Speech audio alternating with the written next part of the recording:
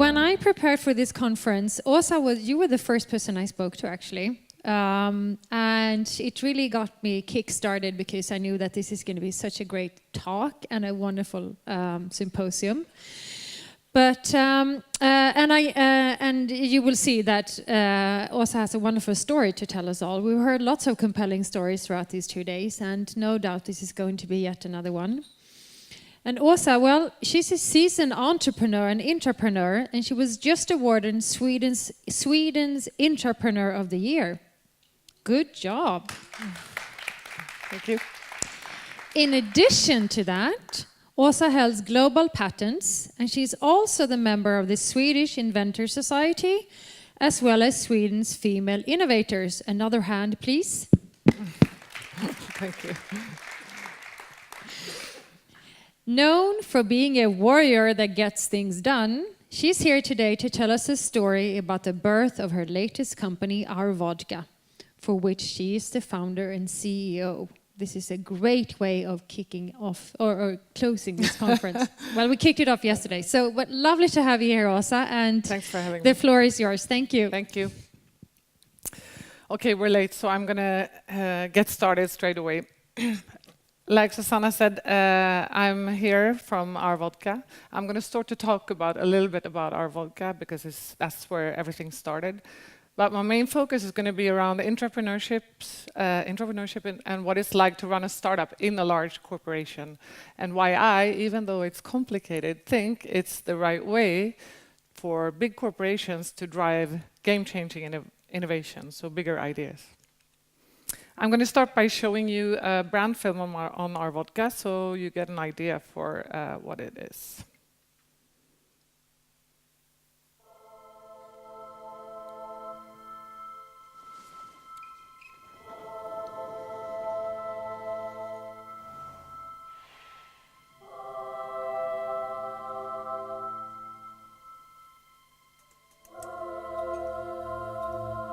Our vodka is global, and we believe in local power. We believe that things don't have to be done in a certain way just because they've been done like that for a long time.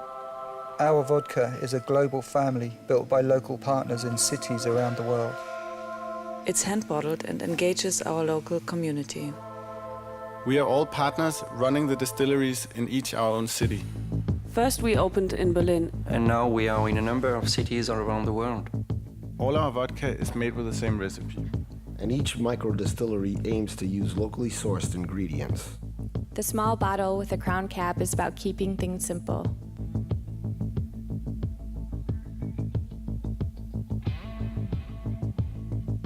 It just stands out, and it reminds us that sometimes simple is beautiful. But more importantly, it's more than vodka. It's about community. It's about people, and it's about going back to work and having purpose.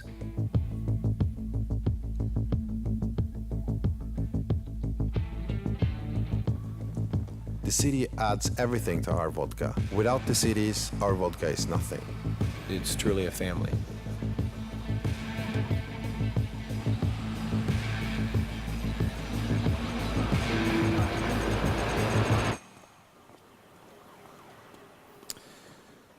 That's our vodka. So it's a global family built by local partners in cities around the world. And the way it works is that we build the micro distilleries. So we invest the money, build micro distilleries in cities around the world. We set up the business, the supply chain, everything that you need to get the business going. Then we make local partnerships with most of the time young entrepreneurs, local entrepreneurs, who we then let them run the business. So they build the business and the local brands for us. And then we share profit with them. So in a simple way, we make the whole capital, we invest the money, the whole capital investment. They invest their time, their sweat equity, and their local credibility. And I like to see it, I like to use metaphors, and to me, this is a family. They're kids, you can see that they have the same DNA, they're siblings. And sixlings, if I may, these are the 6 distilleries that are now up and running. There will be 9 within a year. So, and we would like one to grow up as a Londoner, one as a Detroiter, one as a Seattleite, and one as a New Yorker. Well, I'm from Stockholm. I don't know how to raise a Detroiter. So we like to see the entrepreneurs as our adoptive parents, taking on our baby and raising them and in their local environment. So it's both local and global at the same time. So the whole idea was built on using the muscles of a global company, one of the world's largest spirit companies, and combined it with local, small-scale entrepreneurship. And some of you might be thinking that this couldn't have been an easy pitch, and it wasn't. You should have seen the faces of the Pernod Card Management Board when I first presented this idea. I could see them hearing me saying like, well, first you're going to invest all this money, we're going to build distilleries. First of all, you're going to trust me as well, you don't even know me. I haven't been in the corporate world for long, you're going to invest all this money, then we're going to give away the keys to people who we don't know, who are actually not employed by us, and then we're going to let them run our businesses, then share profit with them. Oh, and by the way, we're actually not going to use the huge distribution network that you've built up over 160 nations. We're going to build our own small distribution networks using small-scale distributors that are actually competing with you. So you can imagine that this took me quite some time. Pernod Card, on the other hand, like to think of themselves as a very entrepreneurial company. They were founded by two super entrepreneurs, and since then they've kept the word entrepreneurship as one of their key value words, like many other large companies. What one has to remember, though, that this was a long time ago. They've been successful, but they've built their whole company on acquisitions since then. So my point is, it was a long time since this company was a startup. So me and my co-founders, we had an uphill to convince them to get on board and invest in this great idea that we had. We spent 1.5 years trying to convince them and to get them on board. And most of the time it was nights and weekends at my house. We had no money, like I said, and we had no commitment from anyone at that time. We all joined because of the passion for the idea. So talking about ideas, a lot of people would argue that it is coming up with the great ideas that is the hard thing. Well, I don't agree. There are thousands of great ideas lying around in drawers everywhere. Even innovations with patents don't get realized.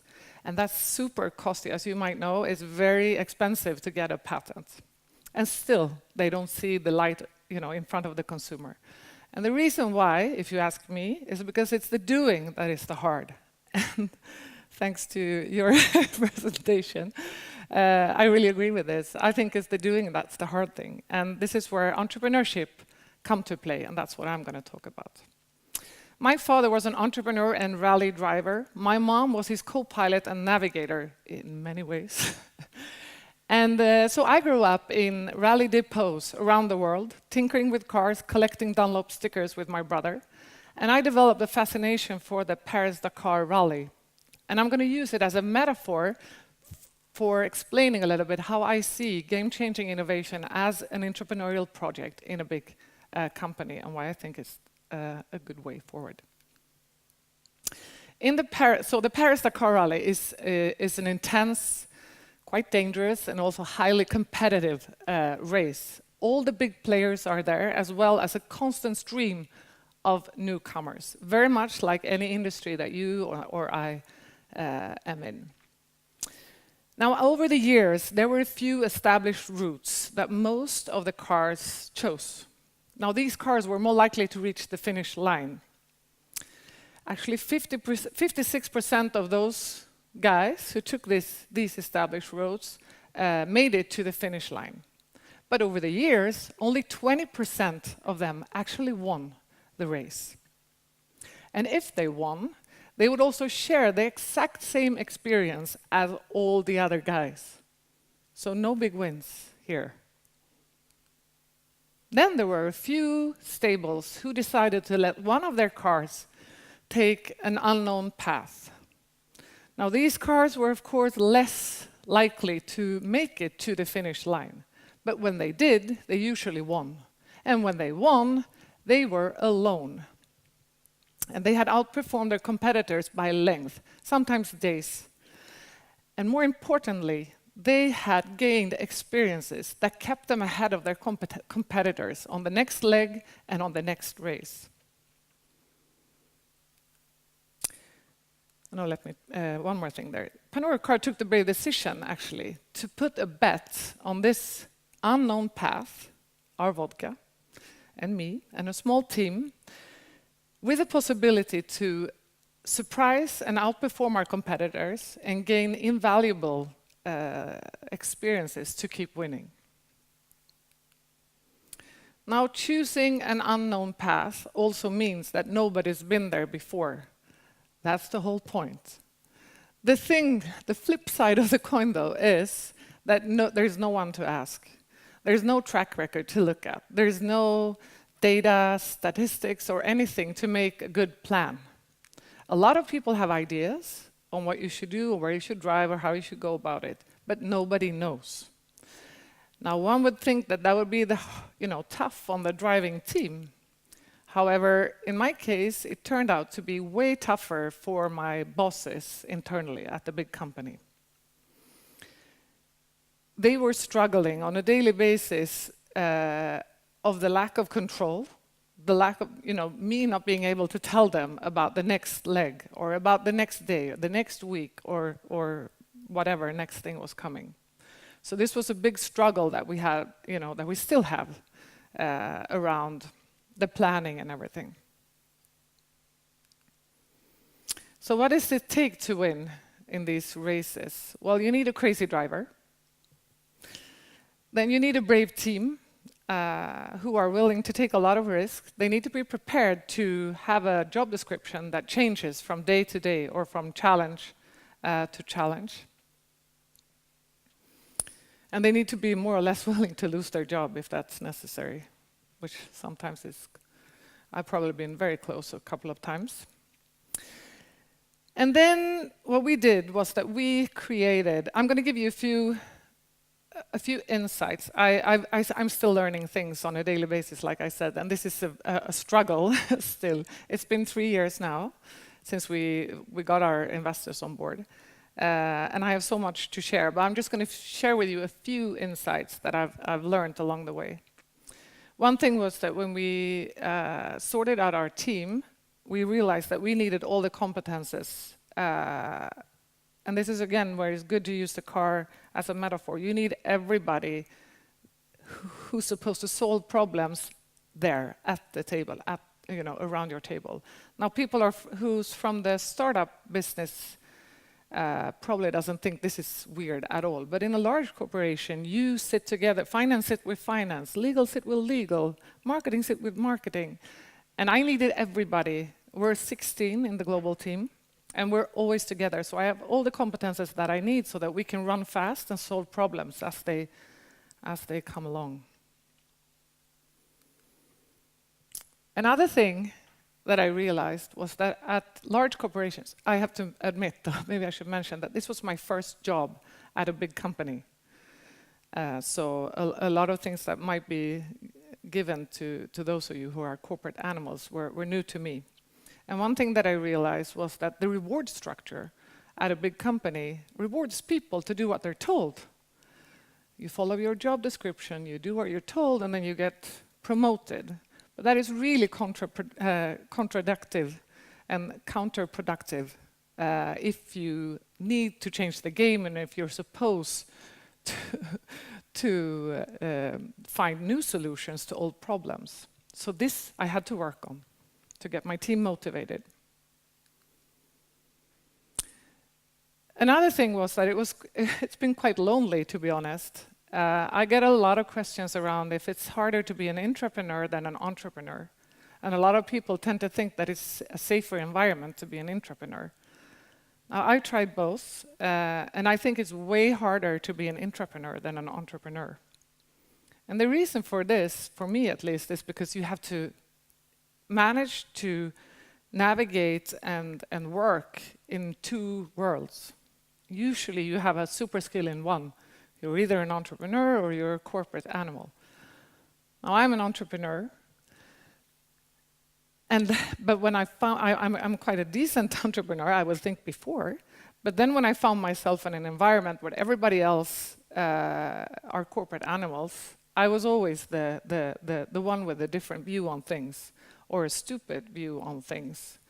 And it's dangerous because if everybody tells you the earth is flat, the earth is flat, the earth is flat, then you start to tend to think that the earth is actually flat. So, and you can start to lose confidence or contact with your gut feeling, which is the only thing I drive by. So I think it's important to remember, and I use a metaphor of I like to see the corporate world as a pond or a sea with dolphins. They're super good at swimming.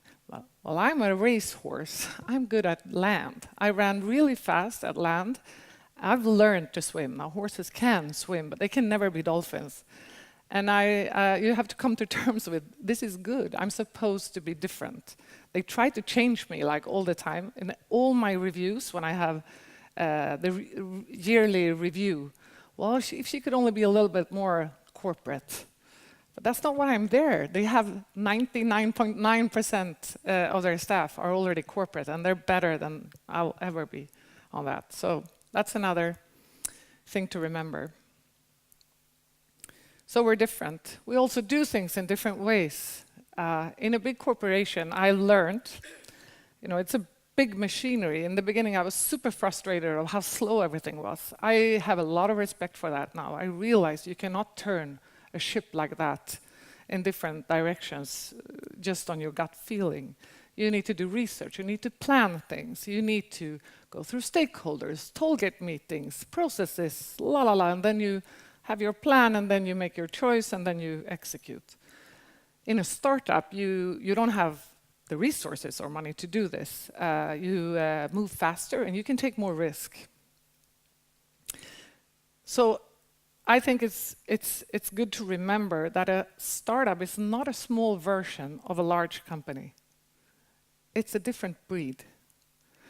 So one thing that kept me on track was also that we decided early on, since I was employed, we decided that my co-founders, they would stay on the outside. So they are still independent entrepreneurs, which helped. When I was on the inside getting brainwashed, they were still on the outside and, kept us, reminding us of that we have different view on things and we have to do different things in a different way and so forth.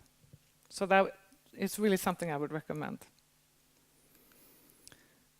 Then my favorite topic is the vision and the end goal. Again, when you're on an unknown path and you don't know what the day is going to look like, the week or the coming weeks, the end goal and the vision is super important. It's been absolutely crucial for me and my team during this journey, and still is.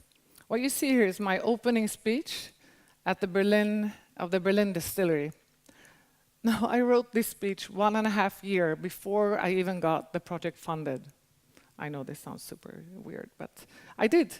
And I had it in my handbag. I don't even know why I did it, but I kept repeating this opening speech while I was driving to work for 1.5 years.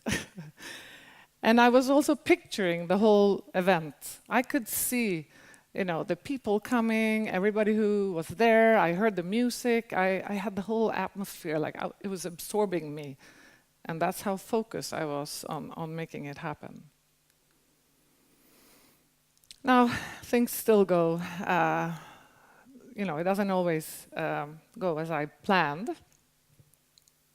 And we very often, run into problems that I have no clue. Or most of the time, actually, I have never encountered the same problem before.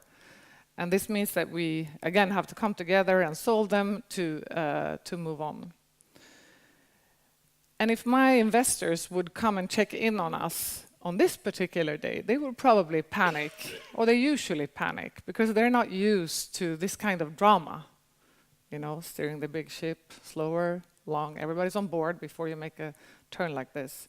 So this is not, I don't recommend them to check in on me all the time because they can't handle it, really.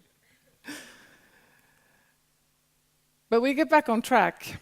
And what we learned that terrible day is it's what's going to make us win the next day.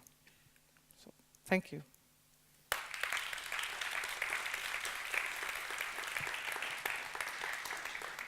Thank you.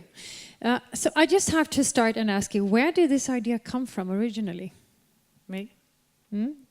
And can you, I understand it came from you, but just in terms of, if you could put it in a context. Yeah. So I was the innovation director for Absolute. And it's a real luxury for, like I said, I've always been on my own, doing innovation and startups and so forth.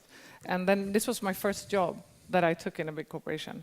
And it was like I was like a child in a candy store, because at these companies, they get served by all these research and all these, they work with the best trend forecasters in the world. And back then, 5 years back from now, everything was pointing in the craft direction and locally produced and so forth. And for Absolute, that's only going to be local in Sweden.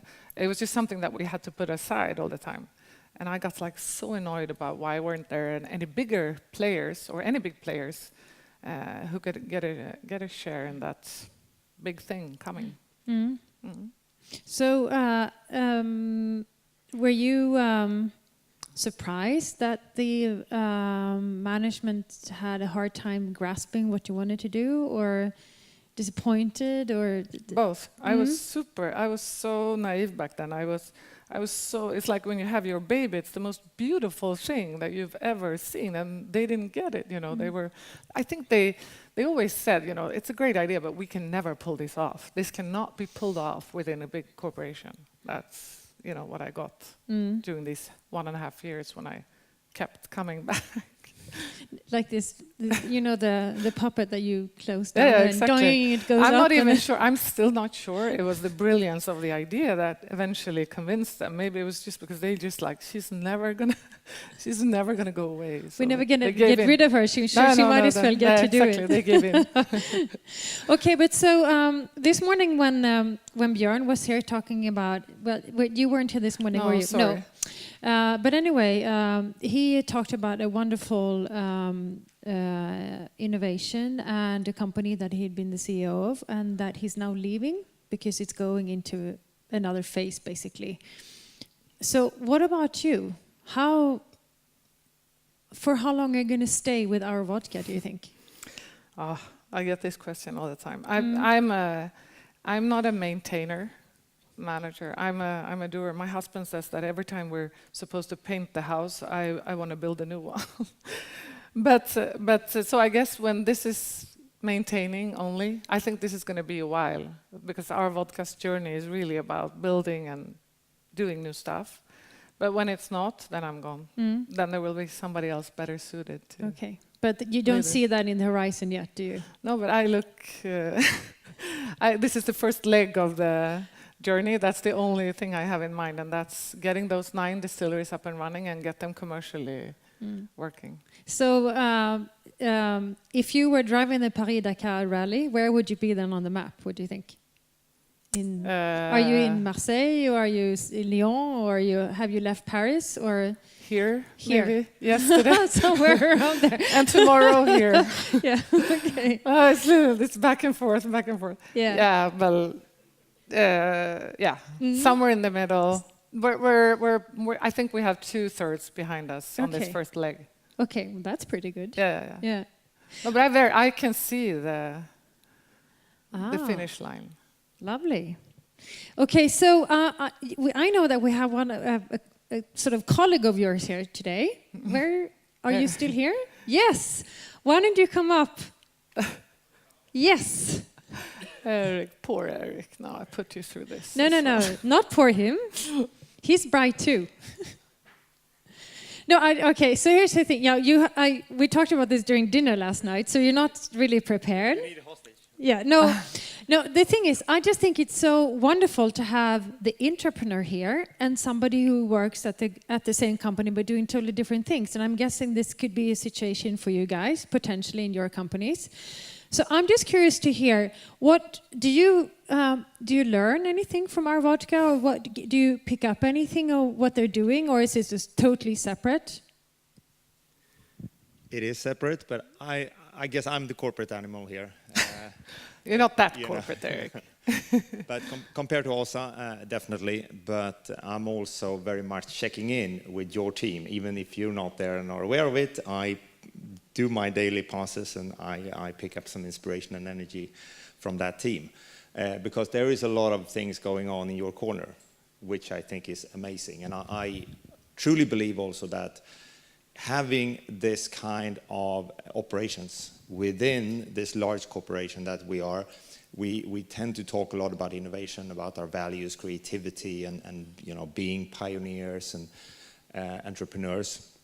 And to actually have someone doing that, acting like that in the house has, changed the mindset of a lot of people internally. It's not just about talking, it's also about doing. So I'm sure that a lot of people are inspired by that, also besides me. So in a way you can say that the knowledge and the information exchange is very informal, right? So it's up to somebody to get in touch with you. And do you also... And vice versa. Yeah, of course, yeah. But do you also think that it would be good to have more of like a formal exchange of knowledge? Because now, of course, it's up to if you're curious or not. But there might be things that people would benefit of knowing regardless of whether they're actually curious and seeking it out or not. What's your thinking there? Well, I'm not sure it's a better way of doing things in a formal way or formalize it. We've tried that numbers of times, setting up forums or exchanging things and inviting people, and half of the crowd tend to show up and the other ones they find excuses on that particular moment, etc. So when you do it informally, you get people that are motivated, that actually have an urge to find something out or are interested in knowing and learning and sharing. So I think, which is one of the beauties, I think, with the MIT that we talked about earlier. It's like one of the key questions there is not who you are, but how can you contribute? And that's when it gets interesting. So now we talked a lot about, obviously, what you can get out of Åsa. But I'm thinking, Åsa, what would you say are the benefits of doing a project like this in a large corporation? So for our vodka in particular, it's producing vodka is quite dangerous. It's both explosive and flammable. So from us, all the safety aspects, we also build our distilleries right in the middle of the cities where we are. So this was a huge benefit of having that, that all this knowledge already on board. And the second thing I would say is the production, producing vodka or any spirit in a small scale version, or in any version, by the way. It's really a craftsmanship. It's not something that you learn over a distance course. No. So this meant that we could produce a really high quality vodka from the beginning because we recruited people internally. I stole them to my little team. And did they ask to join you, or did you steal them? No, all the people who joined our vodka asked to join. Yeah. And are there people knocking your door saying, "Hi, Åsa, can I?" Yes. Yeah. Nice. So perhaps there would be but more. But it's not for everybody. It's really not aspirational for everybody. No. I've had both experiences, but the majority of my experience is that people hide from me. So in the beginning, when I was trying to pull this off, I tried to recruit people and get people on board, everywhere. And I would see like people, trying to hide when they saw me, because if you join the company, if you join the company under the terms of being a part of a large company, you did not accept to be drawn into a crazy startup like this. This was not part of your idea at all. Then you would have joined a startup. So this is also something that I have a lot of respect before, that we're different. Like again, dolphins and horses are both good, but different. So a final word then from you. Having an entrepreneur in your company like this, if there are people having entrepreneurs in their organizations or thinking about whether that would actually be a good idea for them, what would that be? What is sort of the best thing with having Åsa around? Tough question. I think it's very much about where I started out, by having someone actually walking the talk and proving that things are possible, even though it seems impossible. So I think that is serving as a great inspiration within the corporations. And especially when you are, as we are, it's an old corporation. Randall mentioned old engineering and big brand companies. I think, you know, a majority of us here today represent those companies. So we better have a watch out for what's coming on the horizon, and I think that is a good way of preparing for that. Thank you very much for that. And what about you, Åsa? If those guys have entrepreneurs knocking on their door saying, "Hi, I have this great project, and can we do it here?" What will your advice be for them? Call me.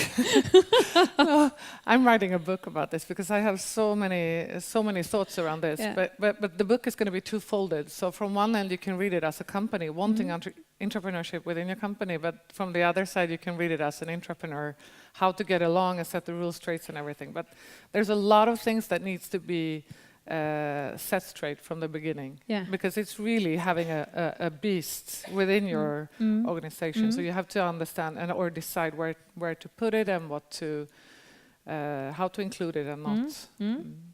So this could perhaps be an idea for a workshop at the next year's Innovation in Action Symposium, to have this kind of work done. Well, both of you, thank you very much for coming in today, and thank you for allowing me to drag you up on stage. Give them a warm hand. Thank you.